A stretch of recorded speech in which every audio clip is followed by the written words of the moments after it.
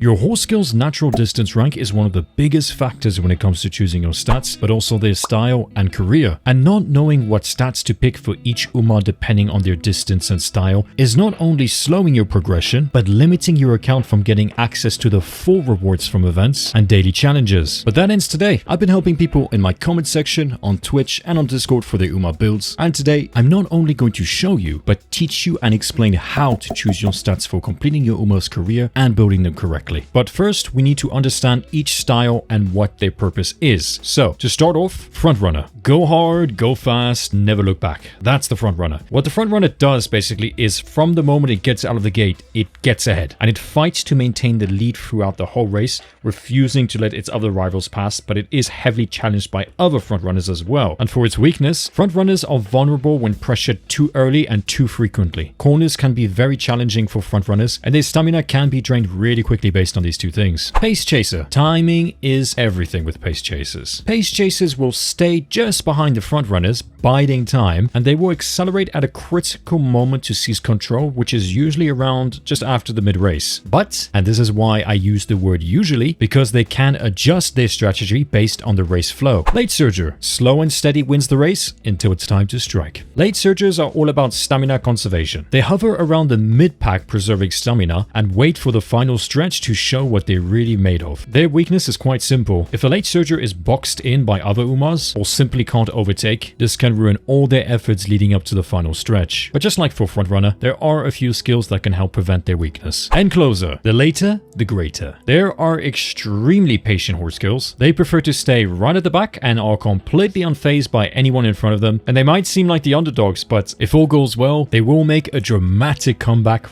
right at the end. So now that you have a simple and general understanding of each style under your belt, we can start building our Umas. Now it might surprise you, but distance is what really is going to be the main factor when it comes to picking your stats for your Uma. And please bear in mind before we get into this that skills also mimic stat behaviors and can greatly help to cover weaknesses when it comes to stats and overall styles. So when it comes to skills, I am going to give you some examples, but I'll make a guide on the best skills for each race distance and styles, so hit that subscribe button so you don't miss out. So we'll start with sprint. Now for Umas who have a natural A in sprint, the preferred stat path to follow would be this. Again, I'm not saying you must reach these numbers as a beginner, because that's going to depend on your legacies and support cards. What you need to focus on here is the spread and dispersion between the stats depending on their distance and the styles that also are going to affect some of these stats. So the distance is what is going to affect what you pick in general, but some stats are also going to be affected by each style. For sprint, you simply want to adjust width depending on your Uma's style. So for a front runner like Sakura, you're going to want to keep your power following behind your speed as the second main stat, and the reason for this for sprint front runners is because they need to hold the lead aggressively against other challengers. But like I said earlier, with front runners, corners are often their weaknesses and power is big in short races where battles for positions are fierce, where a lot of things can change for a front runner when they're taking a corner. So it would be second to speed and anywhere from 800 to 1200. And again, I'm not asking or expecting you to reach this stat. I'm trying to guide you in the right direction. So you can have a Sakura that's going to have 700 speed, 500 power and 300 stamina and 200 wit, and that's fine. That means you have understood the direction and the spread. So I know this might look overwhelming for a new player. They might think, oh my goodness, I'm never reaching those stats. I never have. I don't even come close. It's not about the numbers. It's about the spread, the direction, and what you should focus on as a priority. For this, we're looking right now at speed, power, stamina, and wit. That's the goal, right? So don't sell yourself short. And remember, you are going to progressively get more SSR support cards and more legacies just by playing the game. And I know it's difficult when other people are getting ahead, but you need to be patient here. And in the meantime, it's just important that you gather up the knowledge so that when you are ready to get to these numbers, you'll have the know-how and the tools for it. So next, pace chasers. Exact same thing as for sprint front runners, but we're going to adjust the width.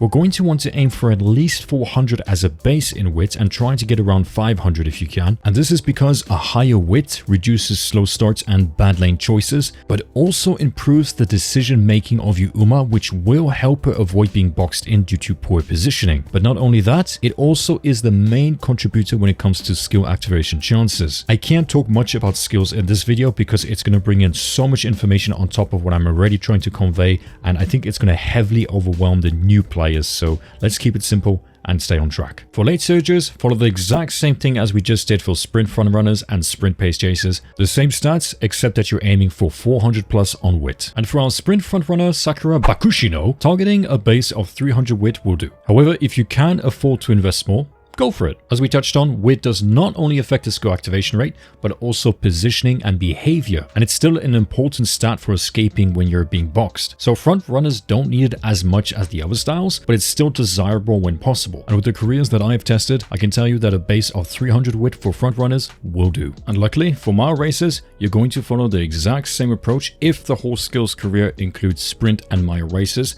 instead of mile and medium races. Let me just repeat that. We would not change anything here if the whole skills career and also distance rank was to be in sprint and mile races, or even just miles. But as soon as we're crossing over and mixing miles and medium in the same career and also the preferred distance, that's when we would need to make changes, and that's exactly what we're going to do now. So for mile to medium Umas, you're going to follow the exact same approach for wit on all styles, being a target base for 300 for front runners and 400 for pace chasers and late surgers. But since these Umas also have a lot of medium races and a high rank in distance, we need to make some adjustments around stamina because the race length is getting longer and they need more stamina to maintain their maximum speed over longer distances. And if you want to know more about stats, check out my stats guide after this video. So right now, we need to increase stamina to accommodate the new medium distance races. But don't worry, I've made it simple and this works. 500 stamina as a target base across all styles that have mild to medium races. For speed, we're keeping it on top exactly as before, and I'm sure you've noticed by now, but on the medium sheet for target base for power, I've lowered it from 800 to 600. And the reason for that is because we're using more stat points now in stamina, and we have to remain realistic of what you'll actually be able to achieve if you've been playing just for like a week or two. But again, I'm not telling you have to reach these stats, I'm teaching you the spread. So if you don't have the tools to reach this, just follow the spread, and that's the best you can do for now. Now, as I've said before, we can make minor adjustments between the stats between each style depending on their innate skills,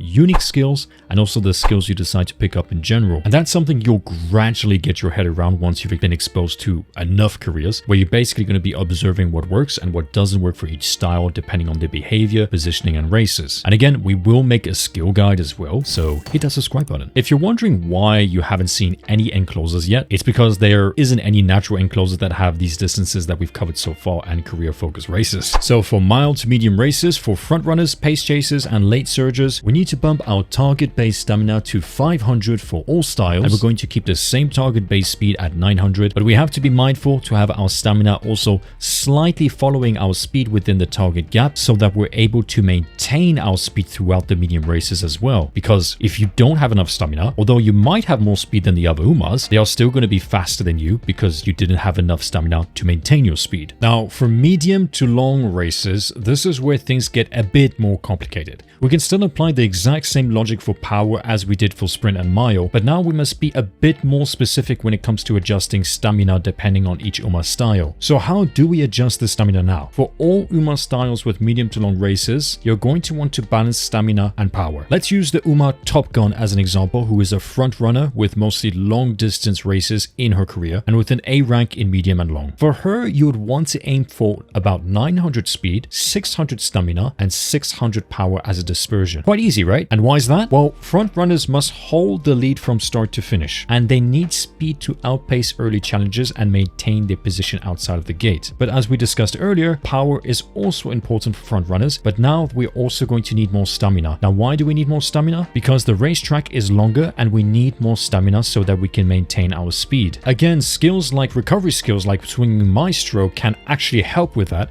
and I do recommend getting at least one recovery skill for front runners in long races, and Top Gun actually has two in her innate skills, being straightaway recovery and deep breaths. Now when it comes to the other styles, their stat direction can also be influenced by skills, but we're not going to touch any more on that on this video, so to keep it simple, you can do the exact same thing. I will say that for end closers, it might be preferable for Gold Chip to have 800 speed and 700 stamina and 700 power, but that's just me nitpicking, so without having us to go into too much detail, just follow the idea that when it comes to medium to long races, you want to keep your speed on top and your power and stamina on the same level. And when it comes to wit for the front runners, you want to aim for 300 or more. And when it comes to wit for the pace chasers, late surgers, and end closers, you want to aim for 400 or more. What's going to help balance that and help you get a feel if things are going the way they're supposed to is what skills your Uma is holding. There is so much information to go over when it comes to skills and their activations and their purposes, and me squeezing all of that into this video I think would be really irresponsible considering how much info we've already gone through, and with what an amazing job that you have done keeping up with all the information. If you're unsure about stats or simply don't know what sparks are, I've already made a video on sparks and stats, so check it out if you need a catch up. And remember, training speed gives power as a secondary stat, and training power gives stamina as a secondary stat. So it's important to be mindful of those two things as well when picking your legacies and support cards so you can get to the right dispersion. Now, why haven't I included gut anywhere here? Right now, skills can easily compensate for the lack of gut, and gut in the global version is the least complicated stat, but also the least contributing one as well, in my opinion, when it comes to all the overall race. As a rule, I will train on guts if I have more than 3 support cards on it. So if I see 3 support cards on guts, I will train on guts solely to XP the bond level. I'm not actually doing it for the guts, I'm doing it for my support cards so I can get to friendship training quicker. I would very much appreciate if you guys would tell me in the comments what you would like to see next the most, and whichever guide gets the most requests, as usual, that's the one I'll do next. Anyway, if you're new here, hit that subscribe button, and I'll do my part and keep bringing you high effort Umamusume guides packed with tips and tricks to help you succeed. This was Static, remember to have fun, and I'll see you in the next one.